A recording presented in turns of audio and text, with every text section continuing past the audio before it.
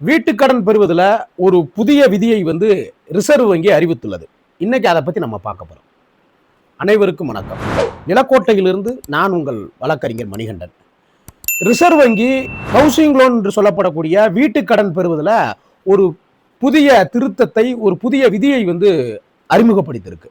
அந்த புதிய விதியின்படி ரிசர்வ் வங்கி சொல்லக்கூடிய சங்கதி என்னவென்றால், வாடிக்கையாளர்கள் வீட்டுக்கடன் பெறும் பொழுது கடன் கொடுக்கக்கூடிய அரசுடைமை வங்கிகளாக இருந்தாலும் சரி, தனியார் நிதி நிறுவனங்களாக இருந்தாலும் சரி, கடன் பெறக்கூடிய நபர்களுக்கு கட்டாயமாக காப்பீடு பெற வேண்டும் என்பதை வற்புறுத்தக்கூடாது, கட்டாயப்படுத்தக்கூடாது அப்படின்ற ஒரு அறிவிப்பை விட்டுருக்கு. அது மட்டும் இல்லாம, ஒருவேளை காப்பீடு செய்யக்கூடிய சூழல் வரும் பட்சத்துல வாடிக்கையாளர்கள் விரும்பக்கூடிய காப்பீட்டு நிறுவனத்துல காப்பீடு செய்வதற்கு அனுமதிக்கணும். குறிப்பிட்ட காப்பீட்டு நிறுவனத்துல தான் நீங்க காப்பீடு செய்யணும் என்ற வற்புறுத்தலை செய்யக்கூடாது அப்படின்ற ஒரு புதிய விதியை அறிவிச்சிருக்கு.